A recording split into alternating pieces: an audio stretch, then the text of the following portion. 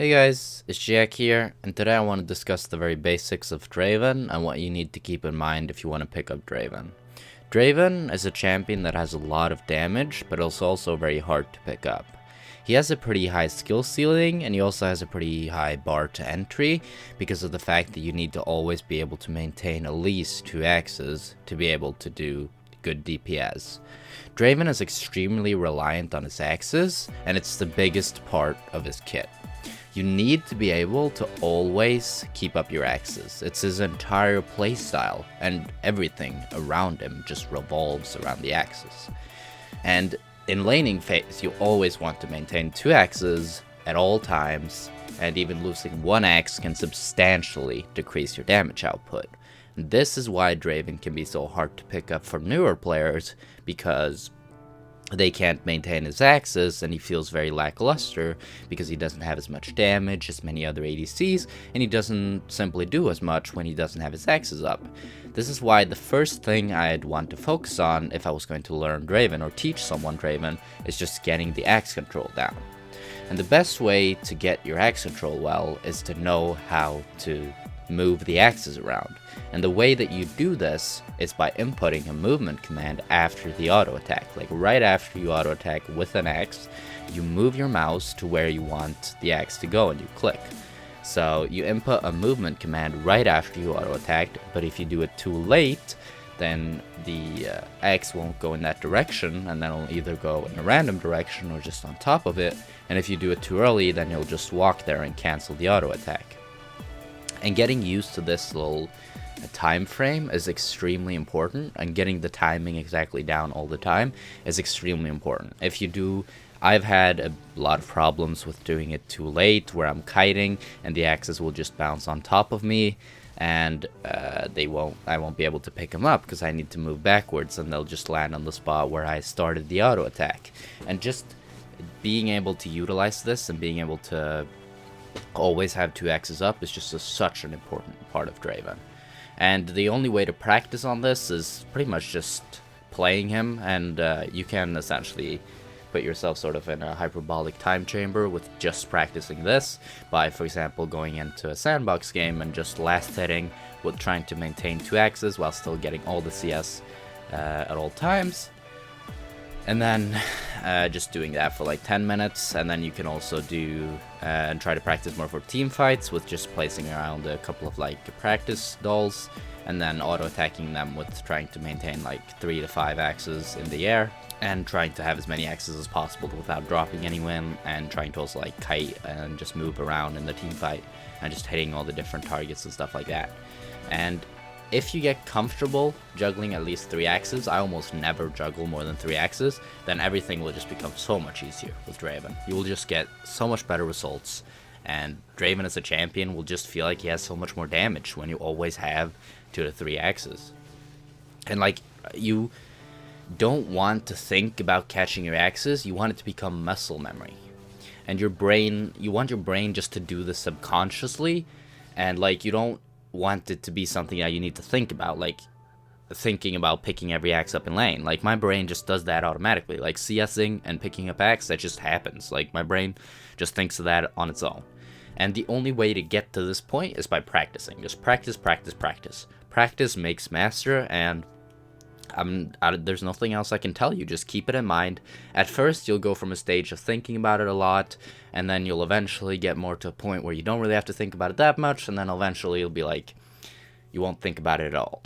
And this is where you want to get to. Draven is very hard to champ to pick up, as I discussed earlier, and this is mostly to do with his axes and how easy it is to get killed with him.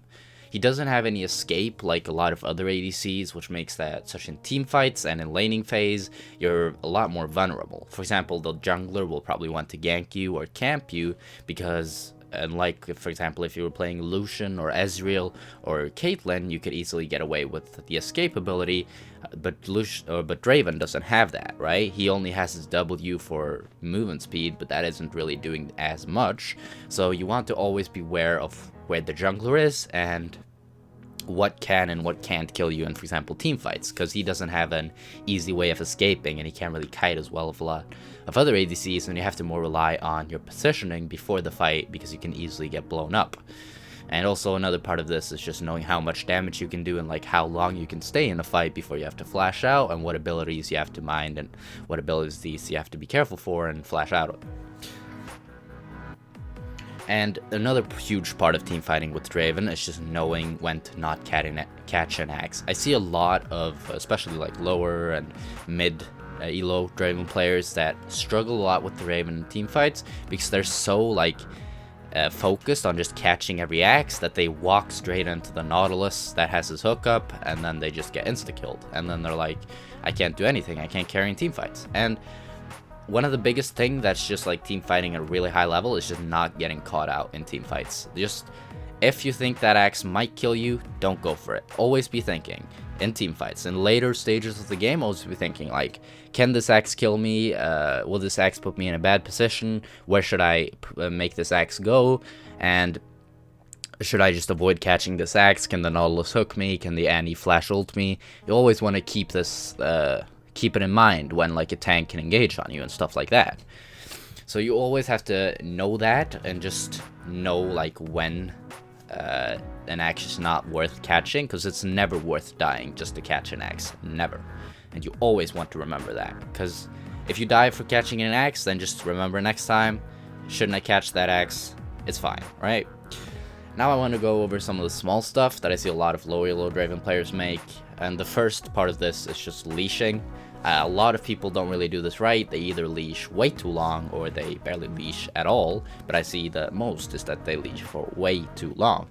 The only way you can get double axes, which is pretty common, to lane, is that you start your axe at around 136 for both blue and red side, and then you go into the river. However, if you're on red side, this is a lot more risky because you have to walk through the very thick wall, and if they have a strong bottom lane, then I'd recommend not doing this. But if you have a strong support such as a Karma or a Braum or something like that that has a lot of damage level 1, and like you think you can win in a 2v2 fight at level 1, then it's fine to go here. And you also want to try to like ping it so that your support knows where you want to go and that your support knows like what to do. And if your support isn't listening, then it's probably smart to not do it. And when you're lushing, you want to ready the axe at roughly 136. You can do it a little bit before and a little bit after. And once you're walking to lane, you want to have either 3 or 4 stacks on your passive. You want to have 4 stacks if you either don't need to get to lane that fast, or if you have a jungler that needs a lot of help, and you want to have 3 stacks if you just want to get to lane as fast as possible. Or if the jungler is someone like Lee Sin that doesn't really struggle a lot with his early clears and doesn't really need that much. But yeah, so ping your support. If he doesn't listen, then just don't walk there if you think you can get cheese. However, if you're already seeing the bot lane or where they are, then you can easily walk there because you're not that much of a risk. The last thing I want to quickly go over is the build that I'd recommend. The best build at the moment, in my opinion, and pretty much what every other high elo Draven player is using, is BF Sword into Bork, and then into either Bloodthirster or IE. I prefer the IE build, and I've had a lot of success with it. However, the Bloodthirster build is also very strong. It gives you a lot more sustain, but the Infinity Edge build, I think, outscales it a lot and does a lot more damage. And then you build into either Phantom Dancer, Rapid Fire Cannon, or Static Shiv. However, I almost never go Static Shiv anymore. I'd recommend mostly going Rapid Fire Cannon if you just need the range, and the PD if they have very strong divers or tanks getting onto you. And then you either go Last Whisper or Merc Scimitar if they have a lot of CC, Last Whisper if they have tanks, and Bloodthirster if you just need the sustain, because Bloodthirster gives more lifesteal than Merc Scimitar. And then you go into what you didn't finish. So if you had Bloodthirster, then you can get the Last Whisper if they have some, like, pretty much everybody builds Ninja Tabby, so it's pretty much nice to have Last Whisper. But if they have no tanks and nobody's building any tank items, then you could either do a bit more attack speed with like doing a PD if you're already built Rapid Fire Cannon, but this is such like fringe cases that it almost never happens to me. And you could also build like a GA if you just need a defensive item. And for runes, I take 9 attack damage marks, 3 attack speed quints, 9 armor seals, and 6 magic resist glyphs, and 3 attack speed glyphs.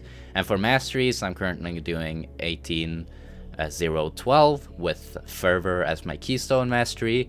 I used to do a little bit of Warlords, but I think Fervor is better right now. It just has a lot more damage, and I can do a lot more with it in the game, and it really just helps me a lot, I think. While I definitely don't think Warlords is a bad choice, I personally prefer Fervor. I think that you can do Warlords as well, and I think that it works very well with the Bork Infinity Edge build, and the Bork Infinity Edge Rapid Fire Cannon synergize very well with Warlords. It's just a lot weaker early game, and I really like that power the Fervor gives you early game. But yeah, that's pretty much been it, guys, for me. I hope you guys learned something. This is more of a video for the newer players and the ones that just want to start picking up Draven now that haven't really done that much with him. And I feel like this is a good video to start out with. And even if you play a lot of Draven, maybe you learn something from this video. That's pretty much been it, guys. Peace.